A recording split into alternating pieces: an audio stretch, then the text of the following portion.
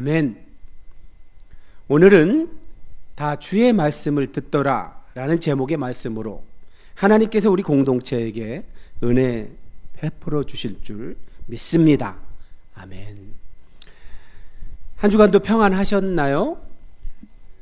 오늘 이곳에 오면서 요즘 우리 하나님께서 감사하게도 제 설교 준비가 충만화가 잘 되면 일찍 재워주세요. 일찍 재워주셔서 일찍 일어나게 하셔서 이곳에 일찍 나와서 준비를 아주 철저하게 잘 할 수 있도록 이렇게 은혜를 베풀어 주신답니다.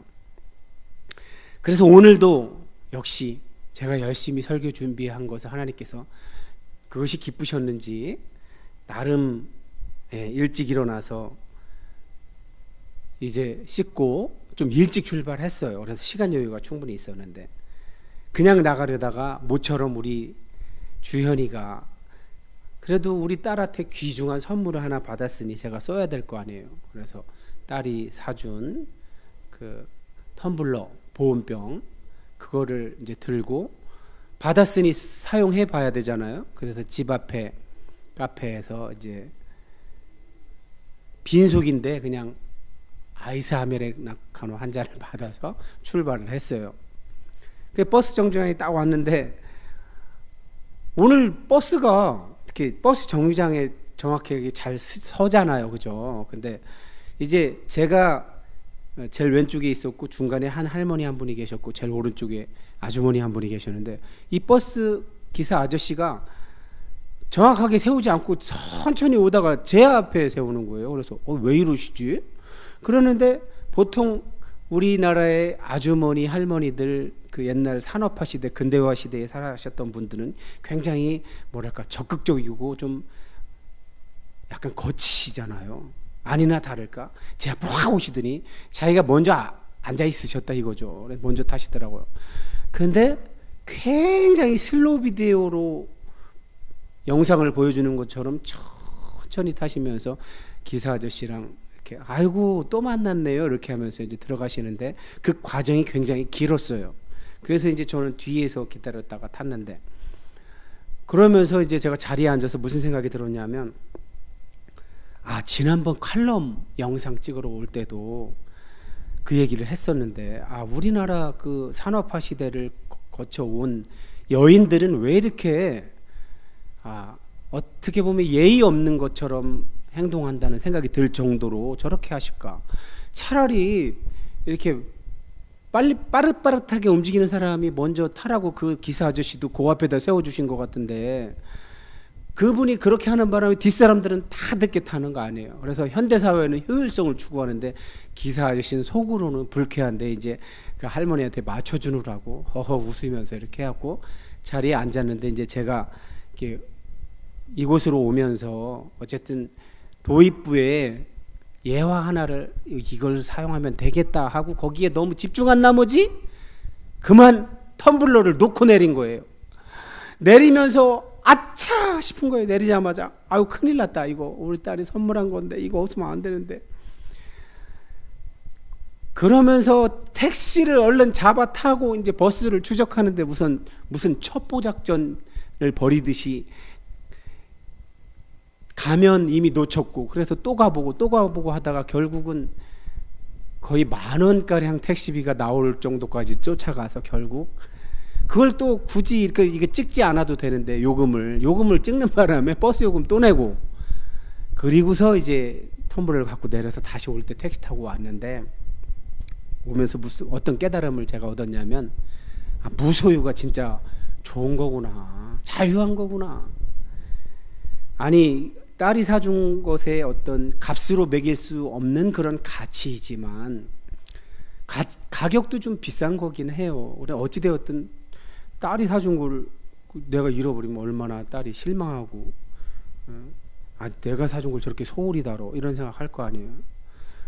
그러면서 어쨌든 사줘서 기쁜 마음으로 받긴 했지만 이 땅에 사는 동안 무언가를 가진다는 게 이렇게 불편함을 주는구나 다시 한번 깨달았어요. 차라리 그냥 싼 보온병이라면 굳이 내가 이렇게 그런 예배 전에 내가 오늘 일찍 출발했기 망정이지 그런 일을 하지 않았어도 되잖아요, 그죠? 어찌되었든 이 땅에서 살아가는 동안 우리의 온 마음, 또 우리가 추구하는 어떤 방향성, 이런 것들을 소유해 두지 말고 존재해 두었으면 해서 오늘 이 말씀으로, 이 예화로 시작했습니다. 오늘 바울이 전한 말씀도 사실은 그런 것들이죠. 에베소란 도시가 얼마나 소유를 추구했던 도시인지 여러분 한번 보시기 바랍니다. 자, 시작하는 말씀 읽어주세요.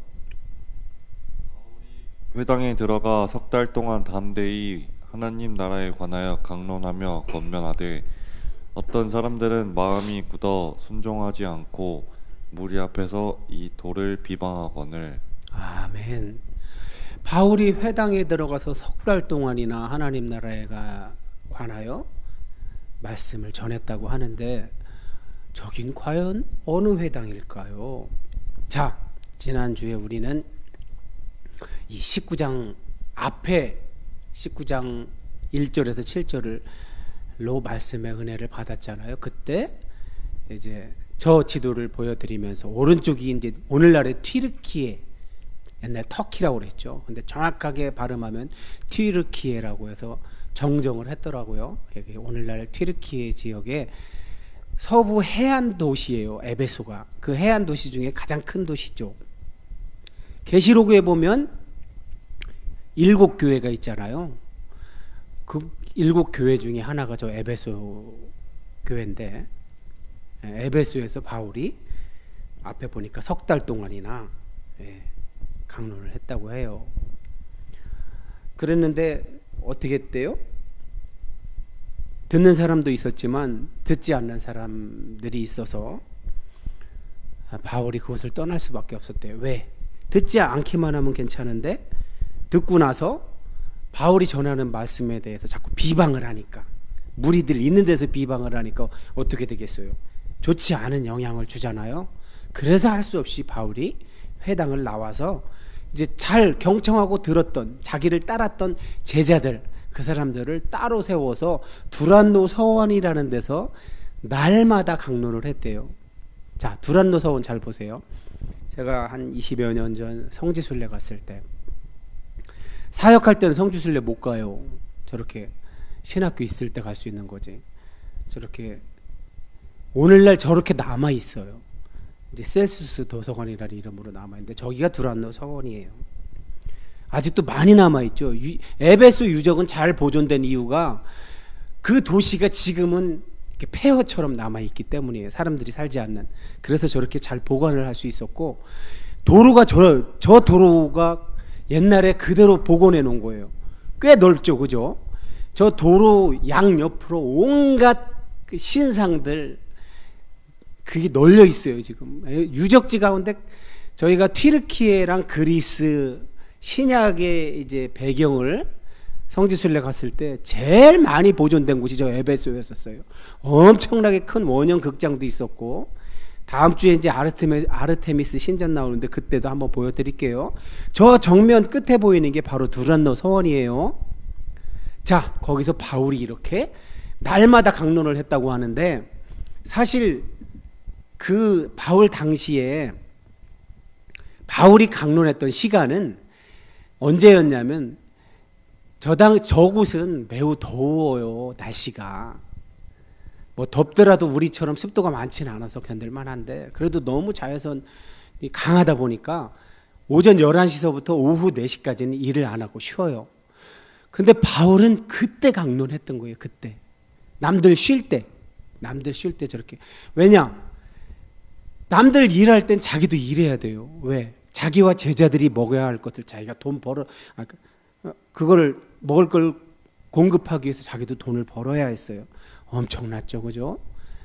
쉬어야 할 때 쉬지 못하고 말씀을 강론했다고 합니다. 자, 이걸 얼마 동안 했대요?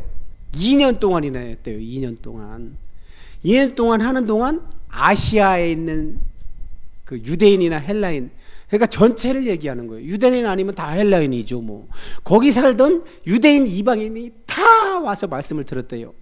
누가가 과장을 하는 건지 정말 다 온 건지 어찌되었든, 자, 아까 저기서 말하는 아시아에 있는 사람들이 누구를 말하는 거냐면 저 가운데가 바다를 뜻하는 거예요.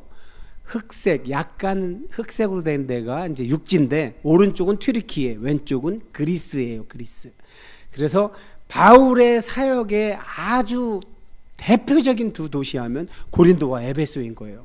파송한 도시는 시리아의 안디옥 교회지만 바울이 주로 사역할 때 주요 도시는 저 고린도와 에베소가 가장 오래 있으면서 사역한 곳이고, 또 바울이 편지를 가장 많이 쓴 곳이 에베소서예요. 왜 그랬겠어요? 오래 있었으니까 거기서 편지 쓸 시간이 있었던 거죠. 그랬는데 자, 우측에 있는 저거만 확대해 볼게요. 이렇게 확대가 돼요. 저렇게 좀 진하게 표시되어 있는데 저기 있었던 사람이 다 온 거예요. 저기에 계시록의 7교회가 에서 버 두아디라가 지금 빠졌네. 이게 제미나이가 아직 완벽하지는 않아요. 그죠? 일부러 유료로 전환하라고 그랬는지 어쨌든 빠뜨렸어요. 두아디라 빠지고 사대, 필라델피아, 라오디게아, 저기에 두 개의 도시를 더 넣어줬으면 좋은데, 라오디게아랑 이렇게 삼각형으로 히에라볼리와 골로세라는 교회가 있어요. 그 골로세 교회와 에베소가 약 같은 위도상에 있는데 약 100마일 정도 떨어져 있어요. 육지로. 100마일은 160km 정도죠. 그죠? 네.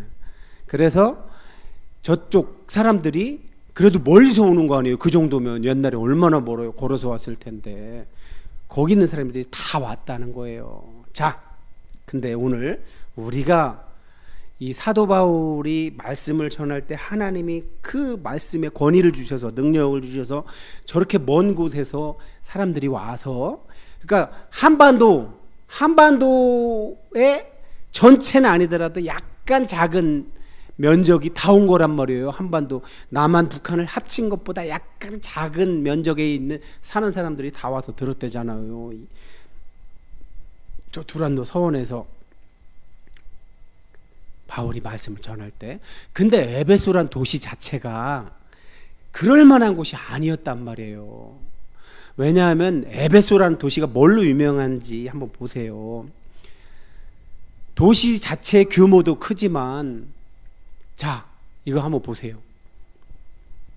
저렇게 두 얼굴을 가지고 있어요.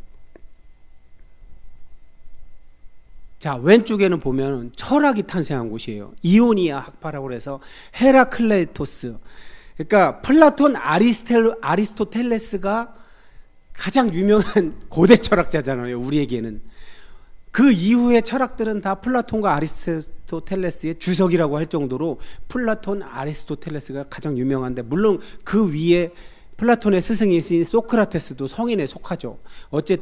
그러나 어쨌든 플라톤과 아리스토텔레스가 워낙 많은 말과 글을 남겼기 때문에 우리가 그 영향을 많이 받았는데, 그보다 먼저 아주 양대 산맥이 누구였냐면 헤라클레이토스와 파르메니데스였었어요.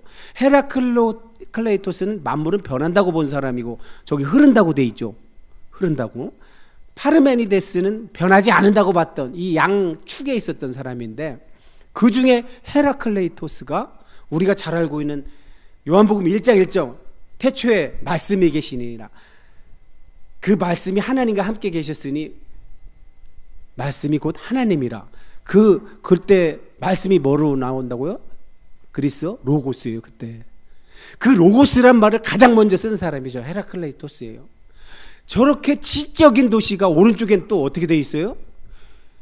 지중해 세계 전체를 마술로 호령한 그렇게 유명한 도시였대요. 에페시아 그란마타라는 에베소 문서라는 게 실제로 존재를 했는데 그걸 만들었던 곳이 에베소래요. 그래서 로마 제국의 최대의 부적과 치유, 마법, 상업의 중심지가 오늘 바울이 전한 그 말씀을 전한 그곳 에베소였다는 거예요. 그러니 주술적인 것과 이 미신 이런 게 엄청나게 강했던 도시란 말이에요. 그래서 진짜 문서를 갖고 읽으면 그 읽은 대로 된다고 생각을 했던 사람이에요. 웃기지 않아요? 한쪽은 이성, 생각, 사유 그걸 많이 하는 그것이 탄생한 곳인데, 또 한쪽에서는 미신이 있어. 이 두 개가 양립할 수 있어요? 있었대요. 양립할 수 있었대요. 오늘날 봐요. 우리 전 정권, 무속 정권, 윤석열 전 대통령과 그의 부인 김건희 여사 무속 정권이었잖아요. 무속 정권. 21세기에도, 그죠? 자, 근데 저렇게 대중의 삶과 엘리트의 철학이 유리되었던 거예요. 그러니까 지적인 엘리트들만 아주 고상하게 그 어려운 철학, 저 철학 용어들이 얼마나 어려워요. 추상적인 거잖아요. 근데 그걸 자기들이 지적 유의로 잘난 척 하는데 썼다는 거예요. 그래서 저런 말까지 했대요. 헤라클레이토스는 이 대중들이 무식하다고 에베소인들은 모두 목매달아야 한다, 저런 말을 했대요. 세상에. 무시하는 발언이죠. 무시하는 발언. 자, 그러나 철학이 저렇게 발전했어도 대중적인 저런 세계관들을 철학이 선한 영향을 끼치지 못했다는 거예요. 대다수의 민중들은 저런 흉년의 흉작과 질병, 생존의 위협 속에서 즉각적으로 자기들을 구해줄 수 있는 게 필요했대요. 그래서 저런 주술이나 미신이 성행을 했다는 거예요. 여전히 신탁, 제의, 주술에 의존하는 일상이었대요. 그러니까 안 어울리는 두 가지가 지금 함께 있는 거예요. 그리고 아까 말씀드렸던 세계 7대 불가사의에 해당하는 그리스 신전에 아르테미스 신전이라는 게 있는데, 그리스 신전을 그대로 거기다 세운 게 아니라 혼합된 거예요. 뭐랑 그 아시아의 토속 종교랑 혼합이 돼서 그 여자의 그 유방이 굉장히 많으면 그게 그런 것처럼 여겨졌나 보죠. 무슨 그 곡식을 많이 주고 열매를 많이 주는 것처럼 그렇게 여겼나 봐요. 그래서 막 엄청나게 많은 가슴이 그 신상에 달려 있대요. 그런데 그게 중요한 게 아니라 그 신전이 있는 에베소는 고대 세계의 금융 중심지였대요. 돈이 돌았대요. 거기서. 로마도 그랬고 예루살렘도 그랬어요. 왜? 성전에 돈이 많이 모이잖아요. 성전 세도 내고 거기서 뭐 교환도 하고 그러니까 돈이 많이 모였어요. 그래서 로마, 예루살렘 다음으로 금융의 도시였대요. 여기가 에베소가. 그리고 무역, 아까 지도를 봤지만 고린도 또 에베소, 이거 해상으로도 발달이 됐고 육로로도 발달이 됐단 말이에요. 그러니까 무역의 중심지였고, 또 거기서 이런 부적 같은 걸 만들면 이게 지중해 전 세계로 팔려나갈 정도로 유명했다는 거예요. 이걸로 그대로 읽으면 병이 떠나가고 귀신이 떠나갔다고 믿었던 거예요. 자, 이처럼 아주 말도 안 되는 곳이 에베소였다는 거예요. 그랬는데 바울이 2년 동안 거기서 하나님 나라에 관해서 말씀을 전하자 하나님이 입술에만 권세를 준 게 아니라 저렇게 바울이 천막 짓는 일을 하느라고 땀이 흐르면 손수건으로 땀 훔쳤던 그 손수건, 또 천막 짓다 보니까 앞에가 더러워지니까 앞치마를 했는데 거기 손수건이나 앞치마를 갖다가 병든 사람한테 놨는데도 그 병이 떠나가고 악기도 떠났대요. 에베소란 도시는 주문, 그러니까 마술, 무슨 미신, 주술 이런 게 유명한 데인데 바울 그런 게 저 사람들의 몸에 배 있어서 야, 바울이 세상에 저 사람이 엄청난 능력이 있나 봐. 그래서 바울이 지니고 있던 걸 가져다가 저렇게 한 거예요. 자기들이 하던 대로 했는데 실제로 병이 고쳐진 거예요. 악귀도 떠나가고. 하나님이 바울한테 능력을 주셔서 바울이 능력이 있었던 게 아니라 하나님이 그렇게 해준 거라는 거죠. 그랬더니 그걸 보고 그 당시에 그 마술하는 사람들이 많았는데 그 중에 어떤 유대인들이 자기도 한번 테스트를 해봤대요. 왜? 그 도시에 워낙 그게 유명하다고 그랬잖아요. 부적이나 주문이 있어갖고 거기 써있는 대로 말하면 실제로 된다고 생각을 했잖아요. 그래서 테스트를 해보는 거예요. 지금 뭐라고? 아니 바울이 병 고칠 때 주 예수의 이름으로 고쳤으니까 자기들도 해본 거예요. 테스트를 삼아서. 내가 바울이 전파하는 예수를 의지하여 너희에게 명하노라 이렇게 해본 거라는 거죠. 그랬는데 누가? 유대의 한 제사장 스게와에게 7 아들이 있었는데 실제로 역사 기록에 보면 저때 제사장 중에 스게와는 없었대요. 그러니까 저것도 사칭한 거예요. 사칭. 제사장을 사칭한 거야 지금.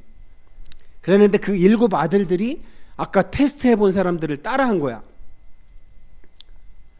내가 아까 뭐라고 얘기했어요? 내가 바울이 전파하는 예수를 의지해서 너희에게 명하노라. 그걸 따라한 거예요. 그런데 하필이면 그 악기가 굉장히 센 악기였나 봐요. 그대로 하니까 안 나가고 어떻게 했대요? 내가 예수도 알고 바울도 아는데 너희는 누구냐? 얼마나 망신이에요. 그죠? 얼마나 망신이에요. 악기가 쫓겨나간 게 아니라 그 악기가 그 사람 어떤 사람에게 살고 있었던 악기가 지금 산 사람을 오히려 이겼대요.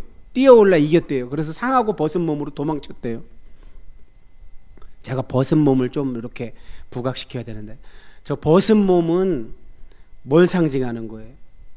예. 예. 벗은 몸은 예수 그리스도로 옷 입지 않았다는 거예요. 저 사람은 성령으로 거듭나지 않은 거예요. 성령으로 거듭난 자가 저렇게 악기를 못 이길 수는 없잖아요. 그죠? 성령께서 악기를 충분히 이기는데 물론 성령을 근심하게 하고 소멸시키면 안 나갈 수도 있죠. 그러나 저걸 보고 우리가 깨달아야 하는 건 뭐예요? 입술로는 하나님 말하고 입술로는 성령 충만한 것 같지만 실제로는 아닐 수 있다는 거예요. 저렇게 개망신을 당하는 일이 오늘날에도 있어요. 사실은. 자, 스게와의 7 아들이 자, 이 사건의 본질이 뭐예요? 이 사람들은 유대인이면서 성경에는 없는 성경을 따라하지 않고 뭘 따라한 거예요? 그 당시 에베소에서 유행했던 걸 따라한 거예요. 그들은 뭘 착각한 거예요? 예수의 이름만 부르면 되는지 알았어요. 지들도 바울처럼 예수의 이름으로 라고만 하면 될 줄 알았던 거예요. 근데 뭐가 달랐던 거예요? 뭐가 달랐던 거예요? 바울에게는 지금 성령께서 함께 하셔서 성령 충만하고 또 바울의 입술에서 나가는 말씀들은 자기 살인사욕을 위한 말씀이 나가요? 아니죠. 그 당시 아시아 지역에 있는 사람들에게 하나님 나라 복음을 전달하는 말을 했겠지. 근데 이 스게와의 아들들은 그런 데 쓰려고 하는 말이 아니라 지네 돈 벌려고 하는 거야. 마술사들은 다 돈 벌려고 하는 거잖아요. 그러니 너무나 다르죠. 자, 이걸 보세요. 당시 에베소 사회를 한 이미지로 표현을 해놓은 거예요.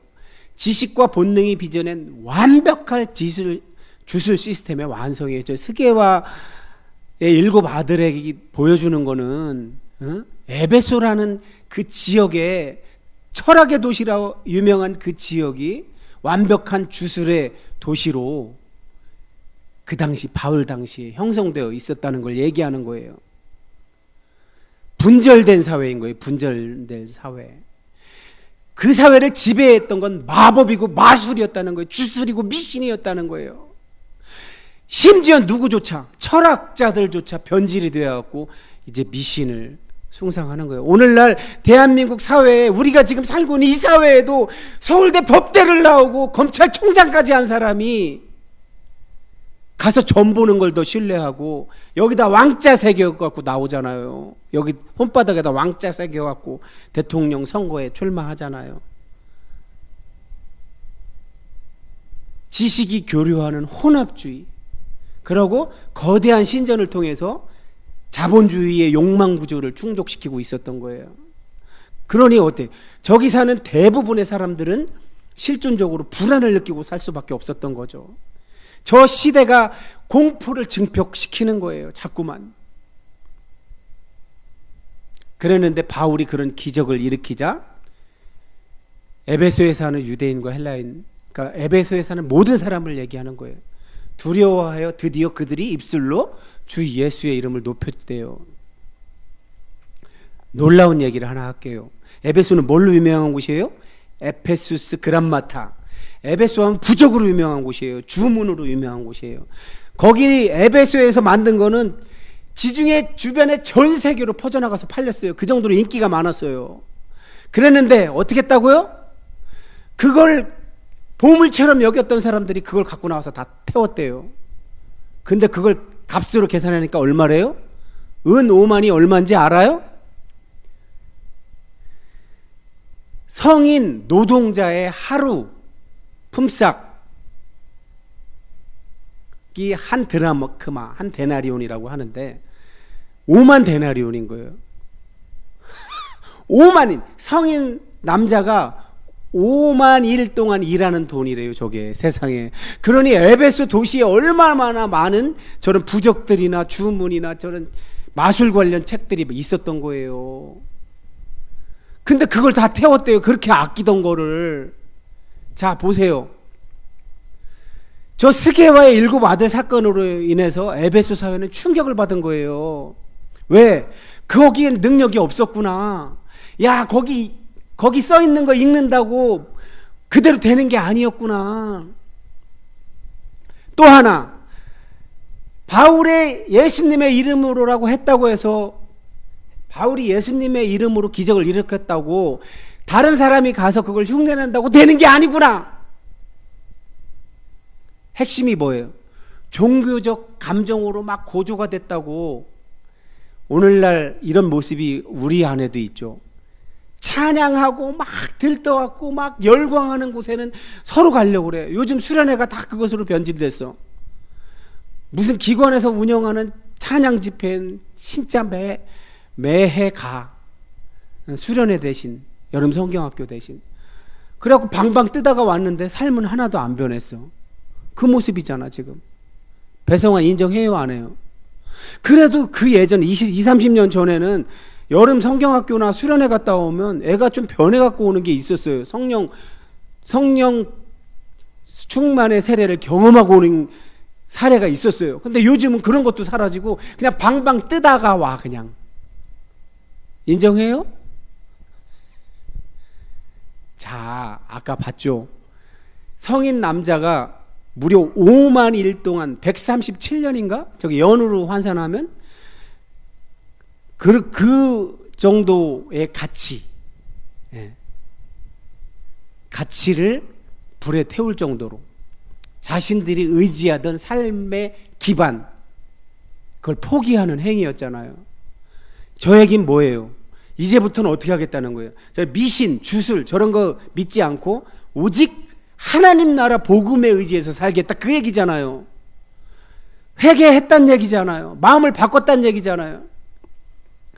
그렇게 했더니 주의 말씀이 힘이 있어 흥황하여 말씀이 권위가 생겼대요. 말씀이 권위가 있었대요. 자, 종교적 관습으로서의 마술이 성행하던 에베소 문서라는 게 그 당시 유행했을 정도로, 지중해 전 세계로 팔려나갈 정도로. 그러나 그것을 잘못 사용하고 있었잖아요. 그 자체로도 잘못되지만 마술적인 접근을 했었죠.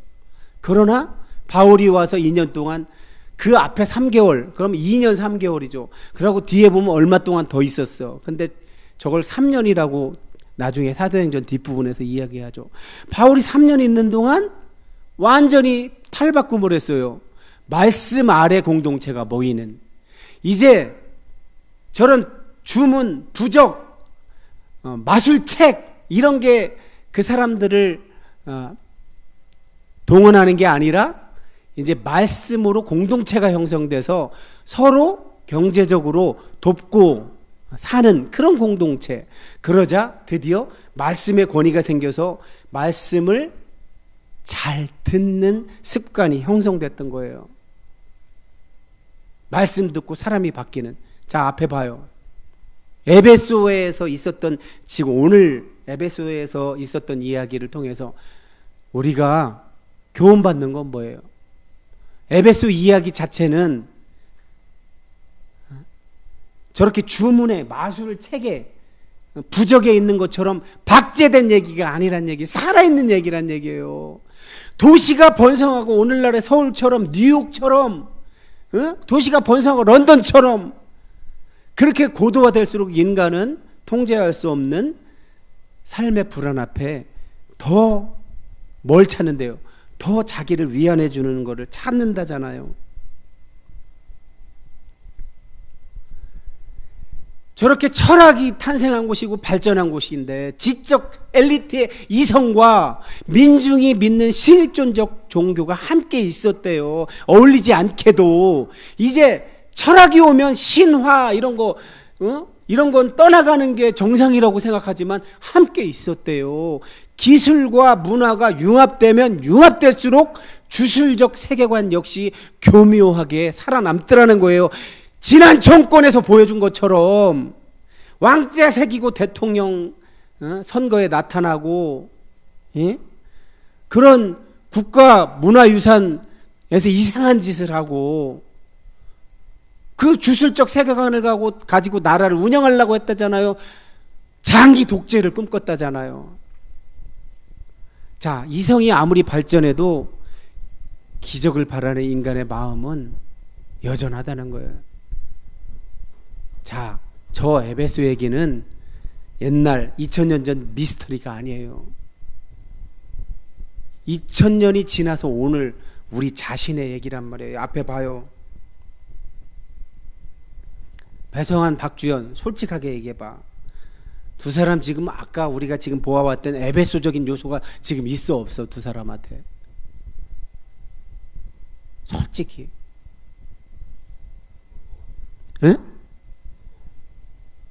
아니, 에베소적인 요소 중에 목사님이 이야기하는 건 바울이 말씀을 전해서 말씀 공동체로 새롭게 변화된 그 상태예요? 아니면 그 이전 상태인 것 같아요? 지금 말씀으로 새롭게 변화돼서 지금 여기 앉아 있는 거잖아요. 근데 지금 여러분에게 과거의 그런 주술적인 미신적인 그런 성향이 없냐고요? 다 쫓아냈어요? 확신해요? 박주연은 언젠가 아빠한테도 그렇게 얘기했었잖아요. 징크스가 있는 것 같다고. 주일날 빠지면. 그게 그거야. 그게 에베소적인 거야. 주연아, 징크스 같은 걸로 하나님을 만나러 오는 게 아니에요. 하나님을 만나지 않으면 도저히 이 불안한 세상, 지금 첨단 과학기술 문명을 살고 있는데도 우리가 예측하지 못하는 일들은 여전히 일어나고 있고, 또 우리가 악하다고 생각하는 사람들도 많고, 또 그 악한 사람들이 악한 일을 저지르는 일들이 얼마나 많이 일어나요. 지금 트럼프라는 미국 대통령이 전쟁을 일으켜서 이스라엘과 함께 이란을 침공했는데, 이란을 침공했다기보다는 막 폭탄을 투하하고, 근데 그 전쟁에 AI를 사용했는데 AI가 완벽하게 딱 타겟을 폭격했나요? AI가 실수하잖아요. 우리가 알다시피. 그래서 무슨 초등학교 어린이들도 죽었다고 보도가 되고 있잖아요. 왜 그런 21세기를 살면서 조금만 생각해도 그게 악하다는 걸 아는 사람들이 왜 그런 일을 벌일까요? 왜 여전히 우리가 살고 있는 세상은 악한 사람들도 많고 악한 일들도 일어나는 걸까요? 왜 일어나고 있는 걸까요? 저렇게 2000년 전에 사도 바울이 에베소에 사는, 에베소 그 도시 인구만 해도 엄청날 텐데, 그 당시 몇십만 명이 살 텐데, 그 주변 도시들, 아까 지도에서 보다시피 한반도 면적보다 약간 작은 면적에 살던 사람들이 다 와서 말씀을 들었는데도 왜 역사는 자꾸만 악인들이 나타나고 악한 일들이 끊어지지 않는 걸까요? 왜 그런 걸까요? 말씀을 들었다면서요. 말씀을 들었는데 왜 아직도 변화받지 않은 사람이 많고 말씀대로 살지 않은 사람이 많은 걸까요? 오늘 이 말씀은 아까 저 자화상을 보세요. 왼쪽에는 2000년 전 두란노 서원의 모습이에요. 바울이 날마다 쉬지 않고 2년 동안 강론했던 곳이에요. 하나님 나라 말씀, 하나님 나라에 관해서 맛보고 누리고 전하라고 강론했던 곳이. 오른쪽은 화려한 도시의 이미지죠. 이 두 상태가 오늘날 우리가 사는 시대에도 공존하고 있습니다. 제가 여러분, 배성환, 박주연 말씀을 마치면서 이 질문을 한번 드려보겠습니다. 오늘 우리의 에베소는 어디입니까? 현대 사회에도 기능주의, 결과주의, 그리고 보이지 않는 통제 욕망이라는 에베소의 그림자가 존재합니다. 우리는 예수의 이름을 주술처럼 소비하고 있습니까? 아니면 그 이름의 실존적인 결속 안에서 말씀의 권위에 순복하고 있습니까? 이제 허황된 능력을 쫓는 그 발걸음을 제발 멈추시고 하나님의 살아계신 말씀, 2000년 전 바울의 입술을 통해서 나갔던 그 말씀, 하나님 나라 맛보고 누리고 전하십시오 하고 살아계신 하나님의 말씀이 이끄는 자리로 나아가야 할 때가 아니겠습니까? 기도하겠습니다. 고맙고 감사하신 아버지 하나님,